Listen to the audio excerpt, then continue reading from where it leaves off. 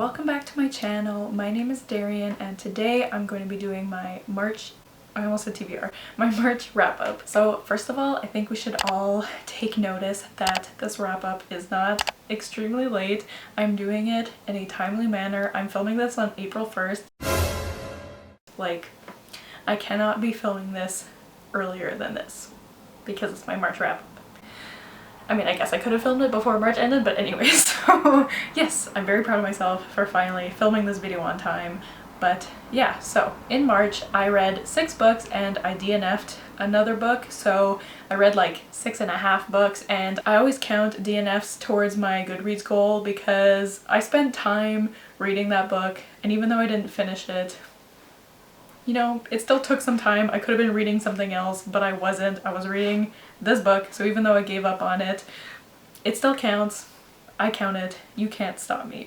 So anyways, let's get into the books that I read in March. So I'll actually start with the book that I DNF'd because it is the first thing that I read in March, and that book was Witch in the White City by... who's the author? Witch in the White City by Nick Weissman. I think that's how you pronounce it. And this is a book that I was actually supposed to review. I am a reviewer on the site called Discovery Readsy. If you're a booktuber, you've probably heard of it because they reach out to a lot of booktubers. I'm a reviewer for their site and I chose to review this book and I couldn't do it.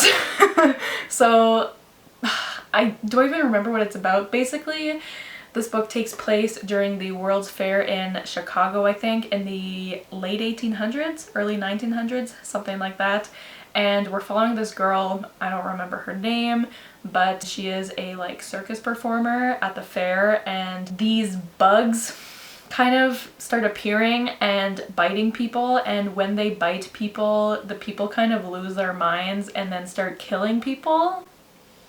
So she's trying to figure out what's going on because her brother was bitten by one of these bugs, and also she was bitten, but like nothing is really happening to her. But anyways, so she's trying to figure out what's going on, and I think I got through like maybe 30% of this book, but I was so bored. I could not. I could not do it. And also something that made me really uncomfortable was the main girl in the book is black, and there's so many people who say racial slurs towards her and call her really disgusting things, and it just really bothered me. Not only like that people were using these racial slurs, but also the fact that the author is white, and I just felt really uncomfortable knowing that he was writing this. It's something that really bothered me, and if it really bothered me, I can only imagine how it would bother black readers, so I just gave up on it. I couldn't do it.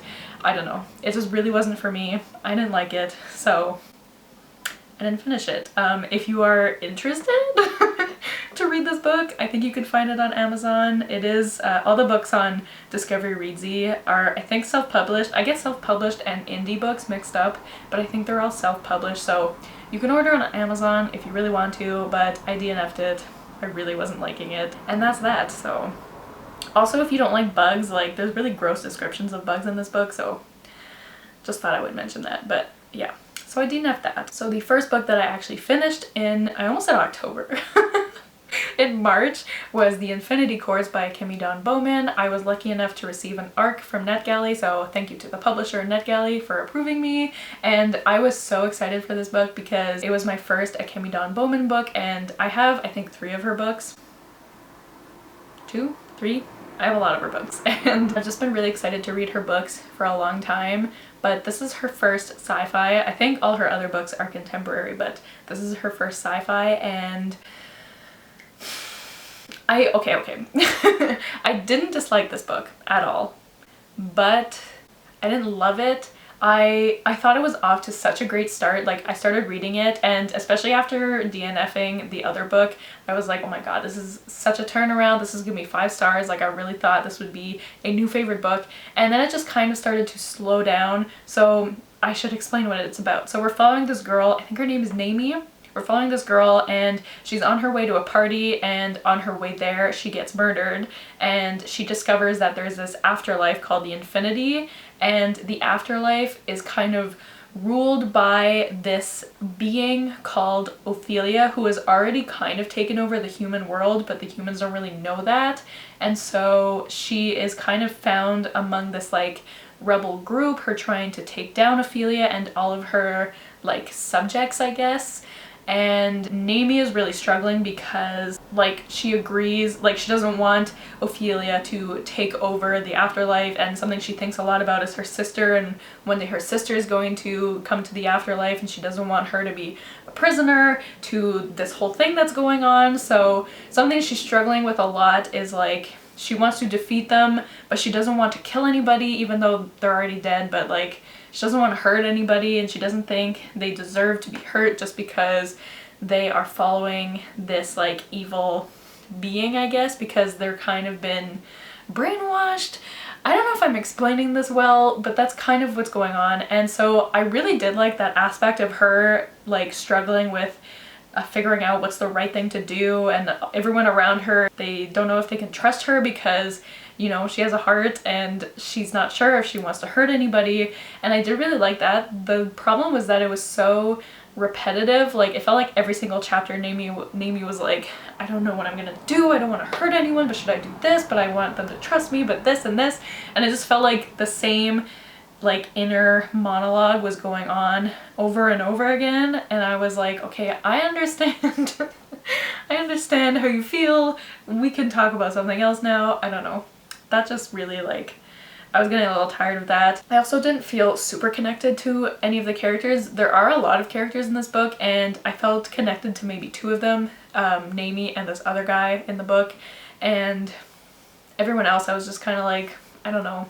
Like, if something bad happened to them, I'd be sad, but also I didn't really understand, like, I don't know if I completely understood, like, if they're already dead, then do they die again?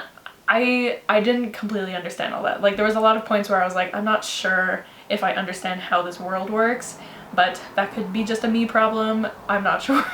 But at the end of the book, there was a pretty big plot twist that happened, and it made me really intrigued, so I think I might want to try reading the next book in the series because I really did not see that coming, and I thought it was a great plot twist. So yeah, all that to say is this is definitely not a bad book, and I do still recommend it, and I am really excited to read Kemi Dawn Bowman's other books. I have a feeling that I'm gonna like her contemporaries more than this book, but I guess we'll see. But yeah, I'm really excited to pick up her other books, and I gave this book 3 stars. So the next book I read in March is No Exit by Taylor Adams, and I actually read this for a secret TBR that I'm doing, so I'm not gonna give my thoughts on the book, but I'll tell you guys what it's about. And I just wanted to let you know that I did read this. So this book follows this girl named Darcy. I think that's her name. I think so. And she's on her way home to visit her mother who has cancer. She like literally just found out that her mom has cancer and doesn't have much longer to live. So Darcy's on her way home, but there is a huge snowstorm happening and she is forced to stop at this rest stop because it's not safe to drive. So she stops at this rest stop, and there are, I think, four other people at this rest stop, and at one point she goes outside to try to get cell service, and she's passing by the cars of the other people at the rest stop, and in one of the cars she sees that there is a little girl in a cage in the back of the car.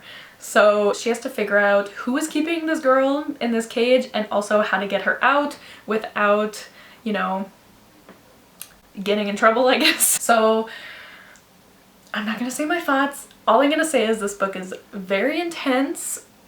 Oh my god, it's so hard not to talk about my thoughts. This book is very intense.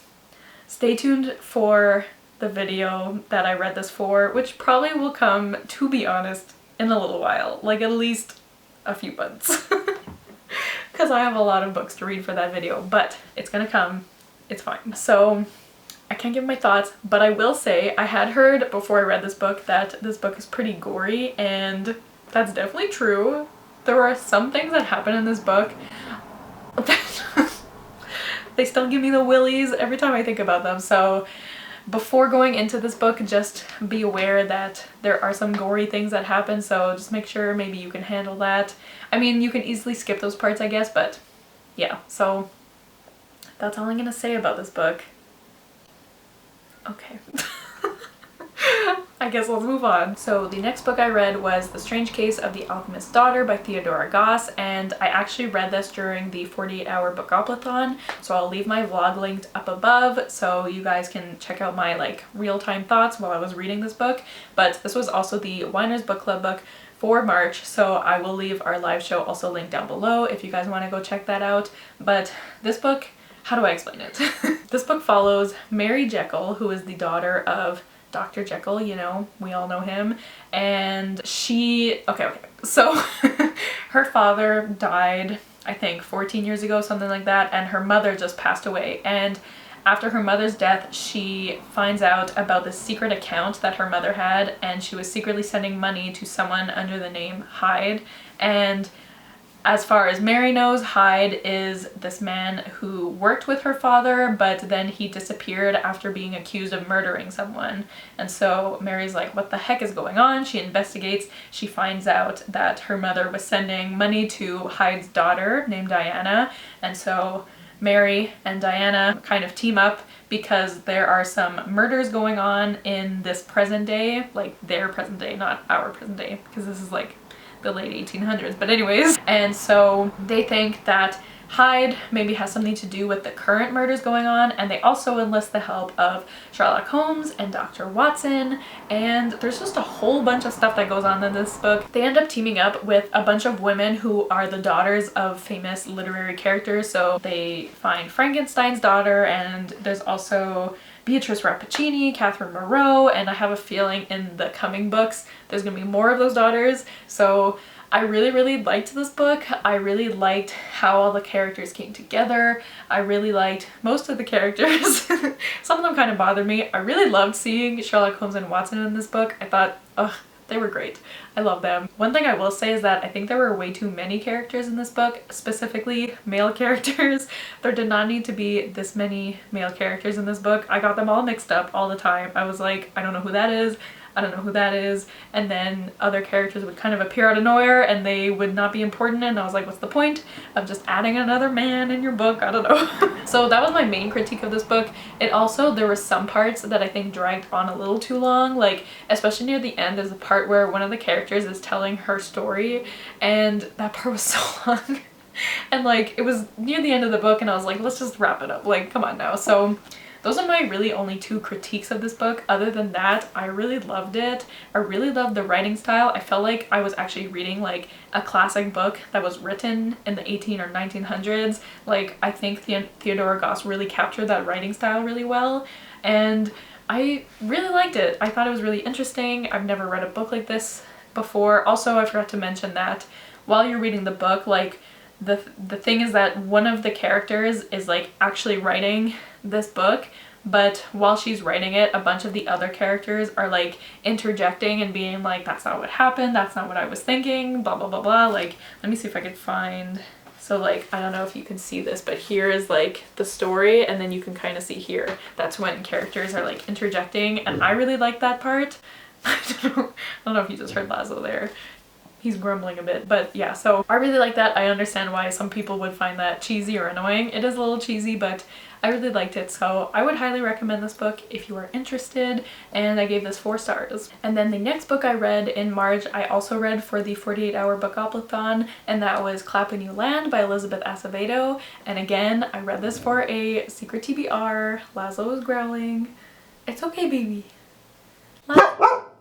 Okay, so as I was saying, I also read this for a secret TBR. Believe it or not, this was for a separate secret TBR.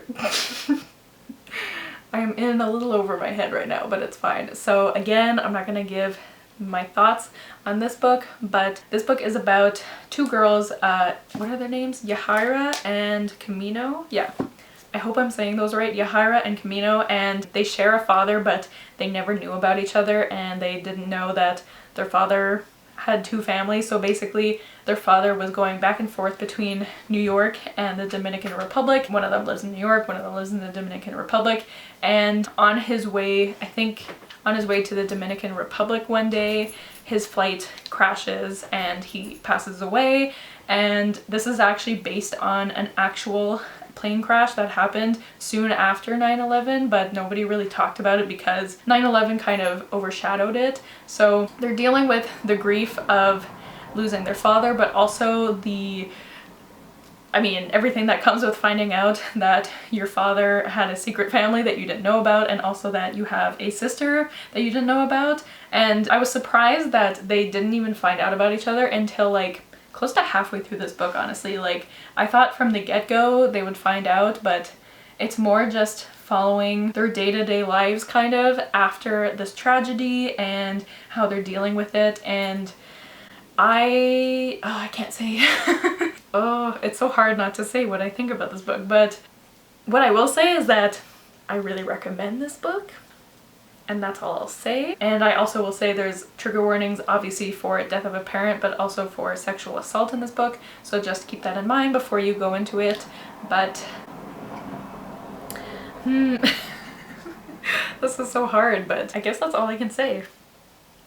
So if you want to hear more of my thoughts on this book, stay tuned for this video as well.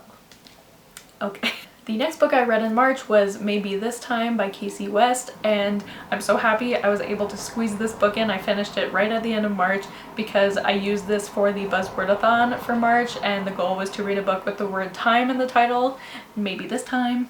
It worked. I was very proud of myself, but this book follows a young girl named Sophie, and she works for a flower shop, and we're following her through, I think it's 9 different events that she is working out throughout the year. So there's a Valentine's Day thing, there's a 4th of July event. Like, we're only following her working these events. We don't get to see her outside of these events. How many times am I gonna say events? But at the very first event of the year, she meets this boy named Andrew. Yes. She meets this boy named Andrew, and his father is like this really famous chef, and he is helping out the father of Sophie's best friend, who is also a chef. So Andrew shows up to all these events as well because Sophie's best friend's father is working, is catering all these events. So since his dad is helping him, he is also showing up at all the events. I don't know if any of that made sense. All you need to know is that Sophie and Andrew keep running into each other at these events, okay? That's all there is to it. And they do not get off on the right foot. They don't like each other basically from the get-go, but of course they end up falling in love. And there's just something about Casey West that just really gets to me. Like, I really love her books. This is the 3rd Casey West book that I've read, and I wouldn't say I like it quite as much as P.S. I Like You, but this one was really good, and I gave it 4 stars. I had a great time listening to this book. Like, is it super cheesy? Yes, but like, it's like my perfect YA contemporary romance. I couldn't ask for anything more. Like, it's like Casey West found me when I was like 16, 17, and like saw all the things that I daydreamed about, and she was like, I'm gonna write a book about this just for you, Darian, and I just eat it up and I love it. So if you just want something really cute to read and something super fluffy and a cute romance, then I really recommend her books. Like, they're just so cute. They make me feel all warm inside, but then I get angry because this isn't my life, and I really like this book. I gave it 4 stars, and I would recommend it if you'd like those kinds of books. So yes. The last book I read this month was another book for Readsy Discovery, so it was a book that I chose to review, and let me see if I can get this title right, because the title of this book is very long. But the book is called The Diary of an Extraordinarily Ordinary Woman and Her Rather Eccentric Sister. Did I get that right? Oh my god, I got it right. And this is by Pamela Denka. I hope that's how you pronounce it.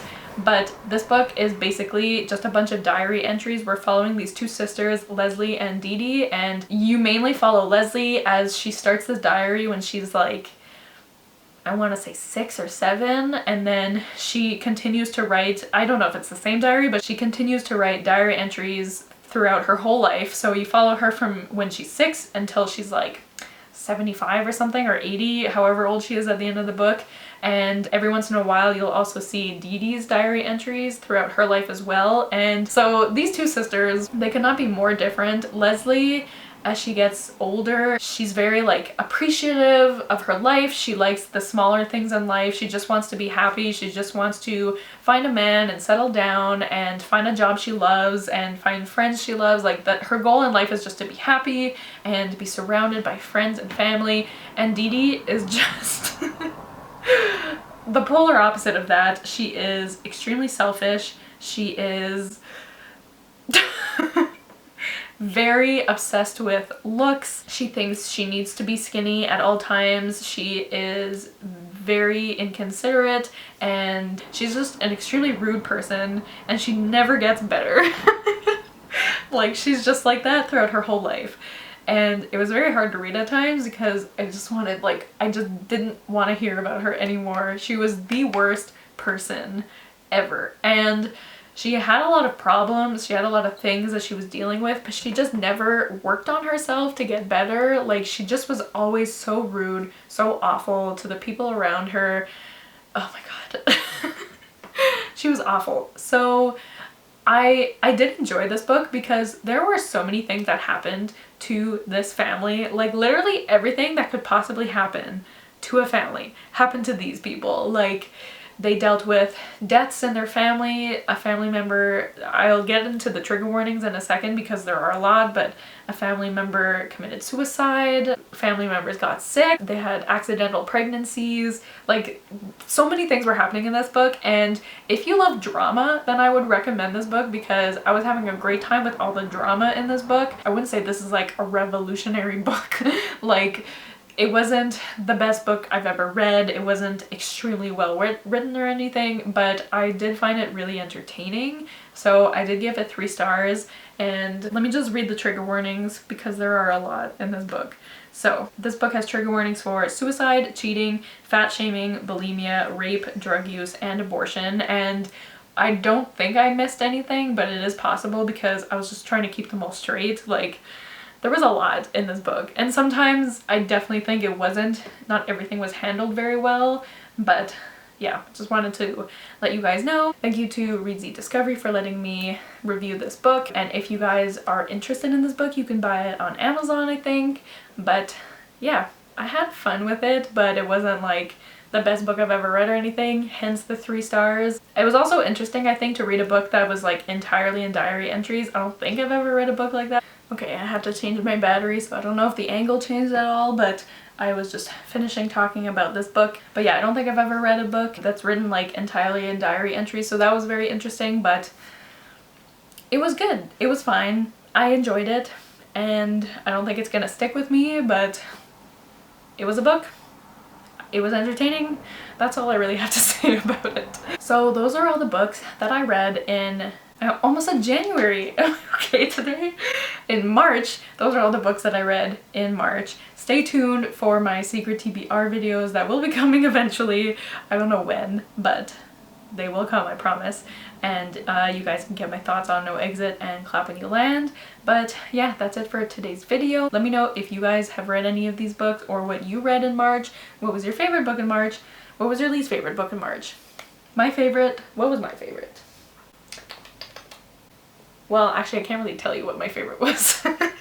So just scratch that. If you watched the whole video, leave a, what can you leave? Leave a magnifying glass emoji in honor of Strange Case of Alchemist's Daughter, because, you know, they're solving a mystery. I don't know, leave that emoji. But yeah, so thank you guys so much for watching. Don't forget to like, comment, and subscribe, and I'll see you guys soon with another video soon.